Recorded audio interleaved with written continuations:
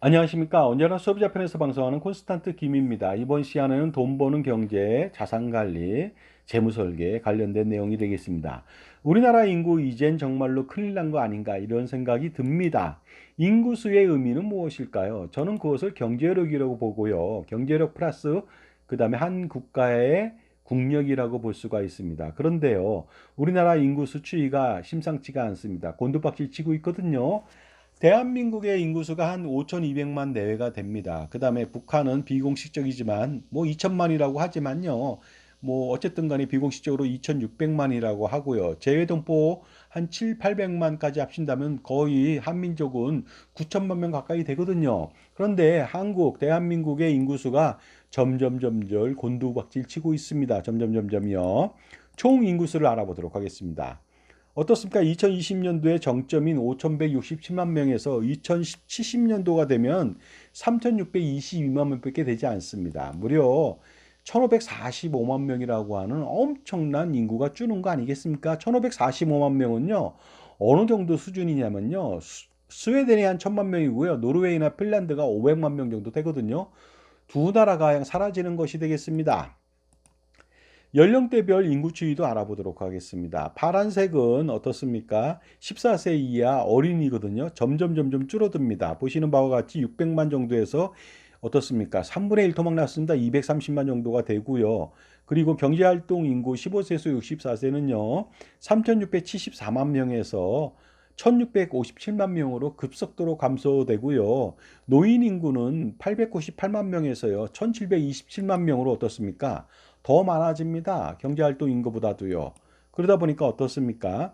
경제활동 인구는 무려 2천만 명 감소하는데 노인 인구는 점점 2배 이상으로 증가하게 되는 모습을 보게 되는 것입니다. 부양 비추이도 좀 알아보도록 하겠습니다. 2.5명이 한 명을 부양을 하고 있었는데요.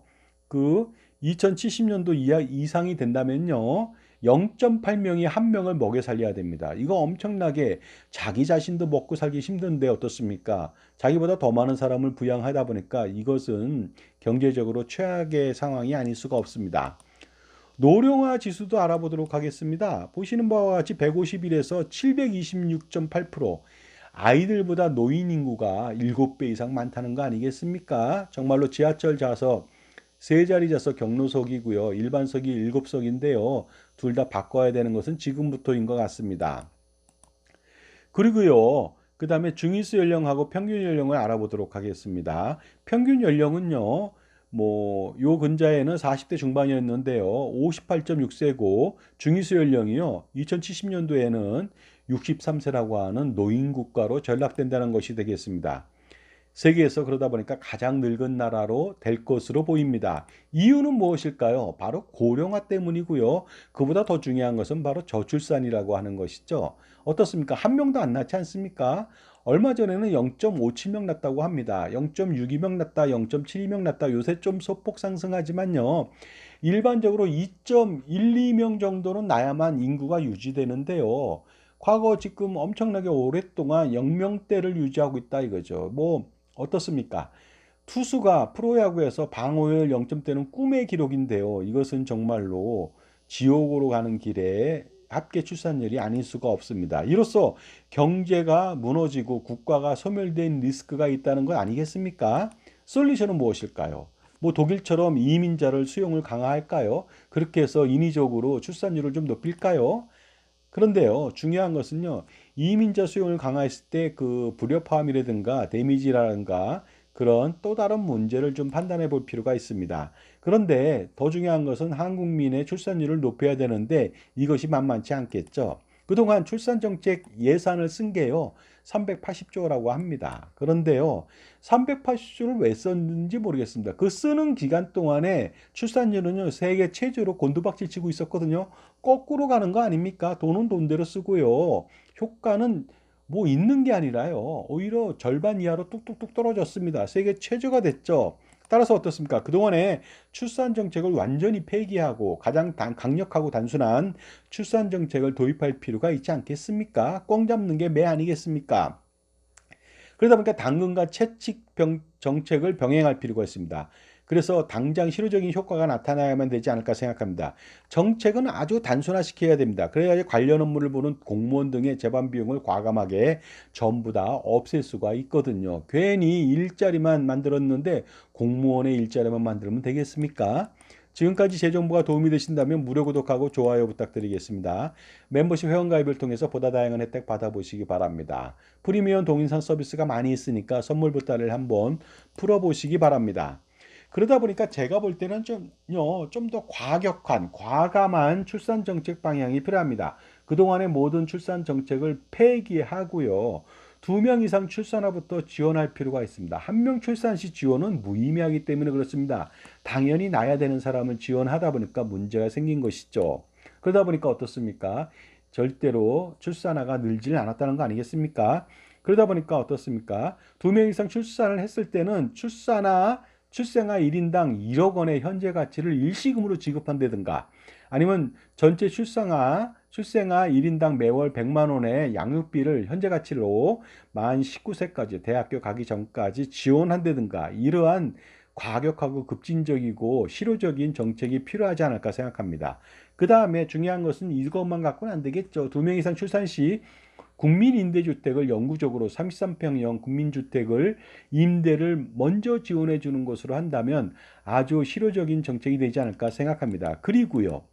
보육 인프라를 구축한다든가 교육 인프라를 구축하고 중요한 것은 뭐 학교의 비효율적인 부분들을 상당 부분 개선할 필요가 있는데 요즘은요 인터넷 교육을 강화시키고 AI 강사나 교사를 통해서 사교육을 대체할 수도 있을 것 같습니다.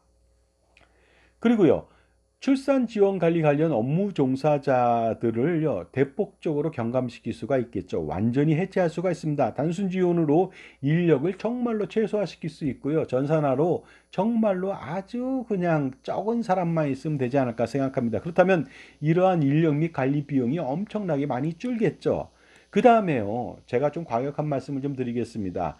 기타 세금을 좀 과세할 필요가 있습니다. 미혼세를 부과하고요. 미출산세를 부과할 필요가 있다고 봅니다. 그런데 이것은 갑작스럽게 하면 반발이 많겠죠. 그러다 보니까 점진적으로 하겠다는 시행 예고를 할 필요가 있다고 봅니다. 그리고요. 출산지원금을 지원하는 예산을 좀 사용할 필요가 있는데 돈이 없지 않습니까? 그러다 보니까 농특세라고 하는 것 있습니다. 그것은요, 1994년도부터 10년 단위로 한시적으로 운영되고 있었는데 이것이요, 어떻습니까? 2034년도까지 또 연장하고 있거든요. 그러다 보니까 40년째 지원을 하고 있는데요. 그 지원으로 인해서 이것도 실효적인 지원이 못 되고 있고요. 돈만 나가고 있거든요. 그동안 68조 원 정도를 징수해서 지원을 했거든요. 앞으로도 매년 6조 원 이상, 어떨 때는 8조 원 이상을 지원해야 되는데요. 그 돈이라면요. 50만 명한테 매월 100만 원 지원이 가능한 액수가 되겠습니다. 그 돈을 먼저 어떻습니까? 출산지원금으로 사용하면서 미래의 미혼세나 미출산세를 부과한다고 으름장을 놓는다면요. 어느 정도 충분히 가능하지 않을까 생각합니다. 요 근래 러시아도요. 미출산세에 대해서 부과를 하겠다는 움직임이 있고요. 그러다 보니까 충분히 가능한 내용이 아닌가 생각합니다. 그러니까 어떻습니까? 그 당근하고 채찍을 동시에 하는데 채찍을 너무 많이 때리면 곤란하니까 채찍은 예고를 하는 것이 좋지 않을까 생각합니다. 영국의 사례에서요, 노숙자한테 식사, 잠자리, 구직 등을 아무리 지원해도 노숙자 수는 변함없고 점점 늘었다는 통계가 나왔습니다. 그러다 보니까요, 모든 지원과 인력을 없애고 조건 없이 노숙자 한 명당 약 700만 원 내외로 사업자금으로 지원했더니요, 나중에 알고 보니까 80% 정도가 자립을 했다고 합니다. 얼마나 심플하고 실효적인 정책입니까? 그런데 어떻습니까? 노숙자들한테 잠자리 제공하고 밥 해주는 사람들 겨우 입에 풀칠만 하게끔 만들어주는 그런 정책 갖고는요. 노숙자를 절대 없앨 수 없다는 것 여기서 바로 보여준 거 아니겠습니까?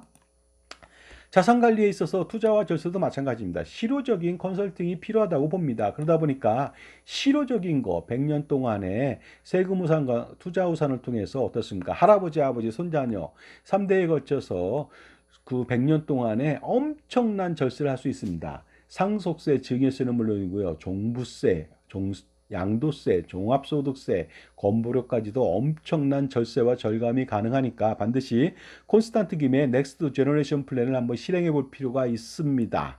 자, 지금까지요. 돈 버는 경제에서 우리나라 출산율이 저하돼서 생기는 문제들, 실효적인 출산 지원 정책에 대해서 알아봤습니다. 약간 과격하지만 한번 해보시면은 더 좋은 결과 나올 것으로 저는 확신합니다. 감사합니다.